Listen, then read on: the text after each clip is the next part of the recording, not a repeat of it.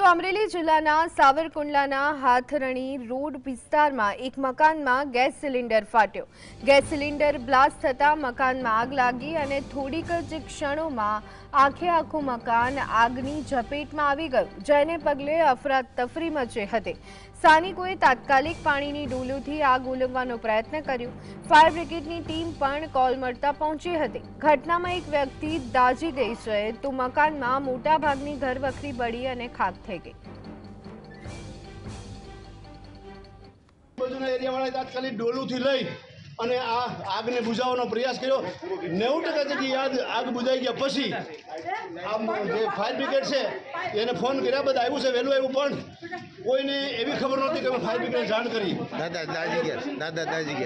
દાદા પોતે જે મારા મકાન માલિક છે એ પણ દાઝી ગયા છે। આવી ઘણી નુકસાન છે, એટલે ઇન્ડિયન ગેસવાળાને વિનંતી કે તમારું કામ